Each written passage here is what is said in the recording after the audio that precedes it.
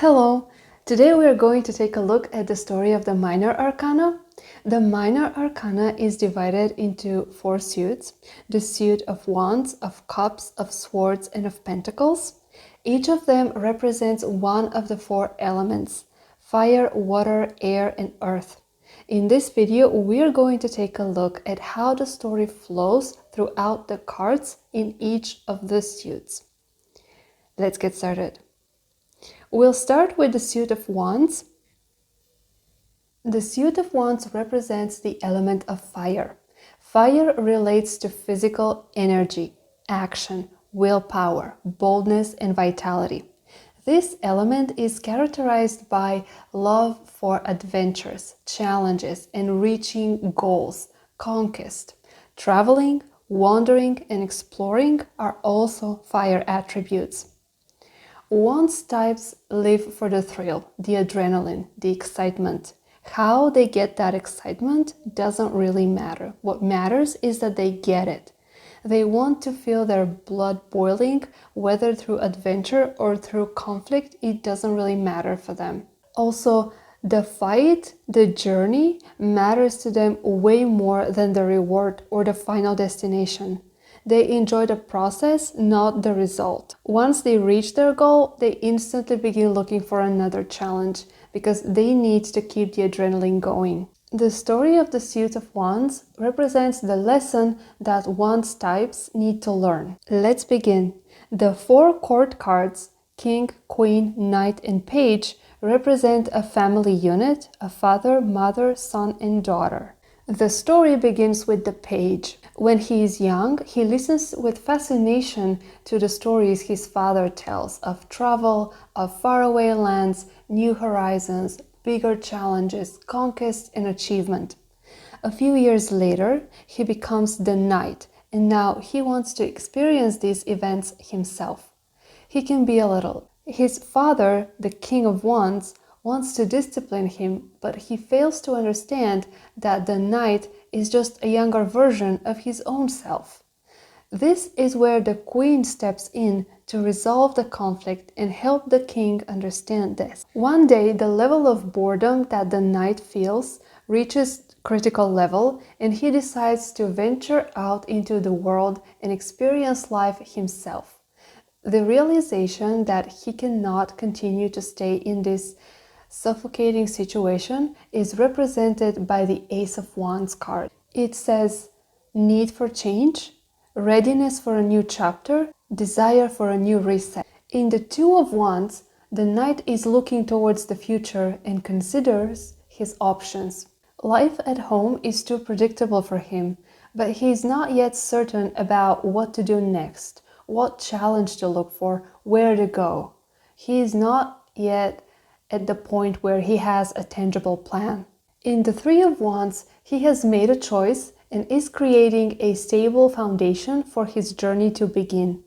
As he takes the first step outside of his cocoon, he becomes aware of the many possibilities that life can offer. In the Four of Wands, the Knight has taken the first step of the actual journey and begins to ease his way into a new environment. The first phase of a journey has been completed.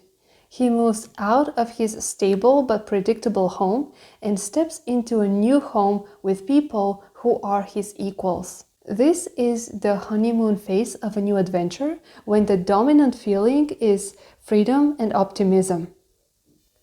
Then comes the Five of Wands. As the Knight begins to share his life with equals, different opinions, upbringings, approaches to life, ways of dealing with challenges lead to mounting tensions. A situation arises where no one is listening to anyone because everyone is talking and actively pushing forward their agenda. Competing viewpoints teach the Knight to improve himself without malice. In the Six of Wands, the Knight gets himself out of this conflict situation by using his personal power to gather around himself only like-minded people and to become their leader. At this point of the journey, he is beginning to resemble his father, the King of Wands. In the Seven, we see the Knight engaging with another struggle, But if in the Five of Wands, this struggle was for him to ascend to the top, in the Seven of Wands, this battle is for him to defend his title. Greater challenges promise grand rewards if success is found. The Eight of Wands is a very positive card. It signifies that moment when the knight receives positive news or comes across positive omens that tell him that he will be successful and he will be a trailblazer in whatever it is that he's doing. In the Nine of Wands, he learns the lesson of determination, perseverance, and resilience because he has been faced with yet another greater challenge, betrayal, and these came right after a positive omen. So they come very unexpected, but yet he perseveres, he continues, he's resilient. That's what he is about to learn at this stage of the journey. In the Ten of Wands, the knight has found success, but he will also learn that success comes with responsibilities. He has risen to the top, but the crown is a heavy thing to wear every day. That's the message here. If he learns to plan and organize and delegate, he will be able to tame the fire within, become a better leader, and eventually become the King of Wands. The Suit of Cups represents the element of water. If fire focuses on individuality, water feels that on a universal level, we are all part of a greater whole. If fire consciously searches for a conflict or a challenge, water believes that any conflict we have with another person is a reflection of the conflict we have with ourselves within. Fire searches for many changes in their external environment, but water believes that wherever we go, we only meet ourselves. We always meet the same thing, ourselves. If for Wands types action, adventure, etc. are the path to spiritual fulfillment, for the Cups types, love, gratitude, kindness in relationships with other people, these things are the path to spiritual fulfillment. If their need for love and intimacy is not satisfied, they can turn depressed, hardened, and cynical. The story of the Suit of Cups teaches the lesson that love cannot be taken, it can only be accepted. Reception is the way to show to the giver that you value what they give you. The four court cards represent, again, a family unit where everyone is concerned with the emotional well-being of everyone else. But as the boy grows up, he begins to have emotional needs which his parents and his sister cannot satisfy. In the Ace of Cups, the young man decides to go outside the family unit to satisfy his new emotional need for self-discovery. He has decided to go out of the family to discover another part of himself. He doesn't yet know this, but the part that he feels is missing is self-love. In the Two of Cups, he discovers his first equal relationship. He discovers his first love and begins to know sexual intimacy. Following the formation of this relationship in the Two of Cups, in the Three of Cups, we see his happiness increasing. He discovers a brief period of bliss and happiness, spending time with the people that he cherishes. However, in the Four of Cups, the knight experiences his first disappointment, which leads him to become apathetic and unmotivated. There are 3 opportunities in front of him, but he doesn't see them because he's too focused on what's in his head and his heart. He's too focused on his dreams and his past. He is fantasizing about something better that could be found in an illusionary world or in the past, but not right here, right now. And as he's doing that, other opportunities pass him by, but he is unable to make use of them because he is being emotionally unavailable. In the Five of Cups, This situation has progressed to the point where he feels separated from life. He stands looking at opportunities lost, and he is sinking in self-pity. Opportunities exist, a path exists, but he continues not to see them because he is focused on his own feelings of regret and alienation from the world around him. In the Six of Cups, the knight is reunited with his lover again, but having experienced separation, he now holds this person closer to himself. He needs a safe, secure relationship, and to ensure that nothing ever stands in the way of him and his partner being always together. So they end up doing everything together to the point where this relationship could be not necessarily suffocating, but stunting the growth of both people. They do everything together, afraid that if they start doing things separately, something might come between them. The Seven of Cups presents the knight with temptations. He has many options, but he has to be realistic about them, because as you see in the card, some of the cups hold treasures and some of the cups hold monsters. So it's time for him to learn to discern between reality and illusion, between who we think people are and who people actually are. In the Eight of Cups, we see the knight walking away from a relationship to do some soul searching and to find out for himself if this relationship is really for him. He is in search for deeper knowledge of himself, his emotions, and his need. And by doing that, in reality, he sets out on a journey to a more spiritual, higher self. He wants to know who he is, what it is that he really needs, and if this relationship is really helping him and supporting him on his road to his higher self. In the Nine of Cups, the knight finds the missing piece. He discovers his spiritual and emotional self-worth. He no longer needs others to validate him. He doesn't need somebody else to love him for him to appreciate himself. He can do that without another person because he has learned to love himself. His heart is beaming with inner sense of being fulfilled, and he wants to share that feeling with someone special. He finds that someone special in the Ten of Cups, and he has finally reached the state of complete emotional satisfaction that he set out to find in the Ace card.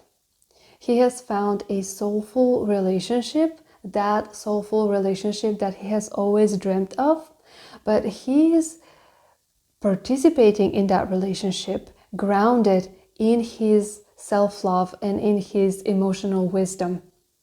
At this point of the journey, the knight has gained the emotional maturity of the King of Cups. The suit of swords represents the element of air and the attribute of the intellect, and it deals with the pain we put ourselves through in order to reach a better understanding of the universe. Swords represent ideas, concepts, beliefs, and attitudes. The restlessness and constant movement of air resembles that of the mind. The danger here is to let the mind run too free without a clear, grounded purpose. Ideas for their own sake, not for the sake of producing something tangible of value in the material world. Another way that this danger can play out is that there could be abundance of opportunities that leads to difficulty of choice, what idea to work on and what to discard, which could result in the person ending up not doing anything, or it could result in the person starting a lot of projects but not completing them. If one's types are about physical energy, Swords types are about mental energy. It's important also to understand that these swords are double-edged swords, and they carry the message that your perception about the world determines how you will experience it. The story of the Suit of Swords is a story about disciplining mental energy and channeling it through directed actions to produce tangible results. The story in this set runs backwards. Again, we have the king, the queen, the knight, and the page as a family unit. The journey of the main character, the knight, begins when the king presents him with his first sword. The queen insists that the boy takes swordsmanship lessons before going out to try the gift, but the knight is impatient and he uses it the very next day.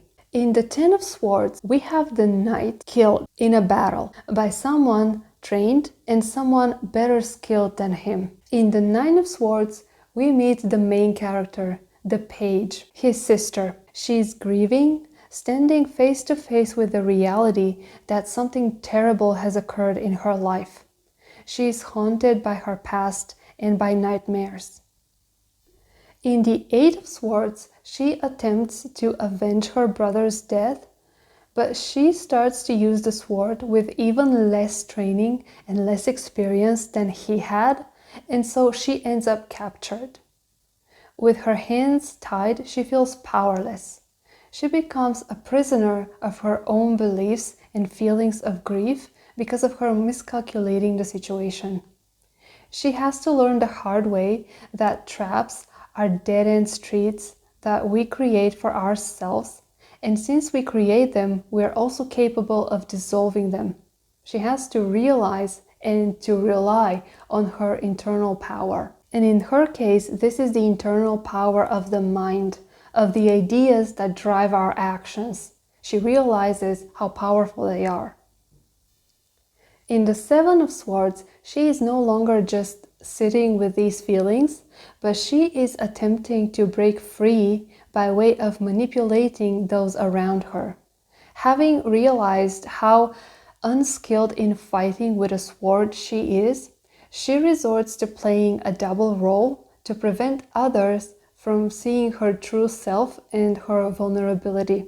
In a way, she is being sneaky to avoid consequences. She is covering her weakness by playing games. She is trying to compensate her lack of power with the only power that she has, which is the power of the mind.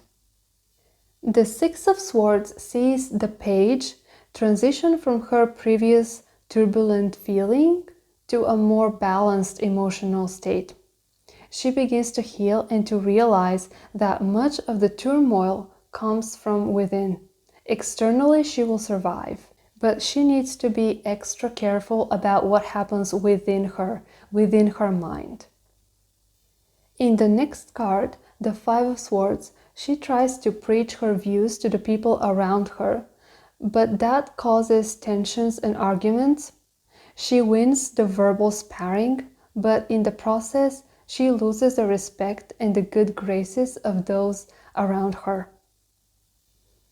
In the Four of Swords, she takes time to retreat and reflect. She experiences grief from unresolved past situations. That grief resurfaces with a renewed power. She looks within to examine her own beliefs, which had led her to this place. A period to gain strength and clarity before another challenge.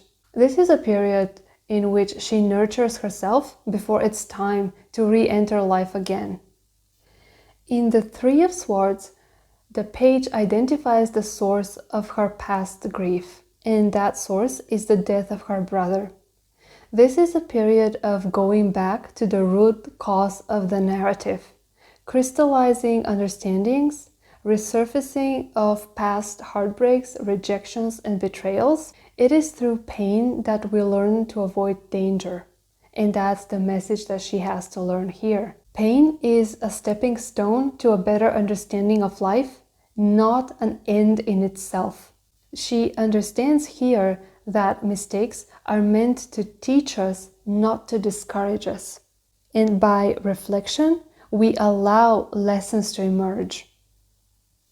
The Two of Swords. After some time of inaction, it's time for the page to make a move.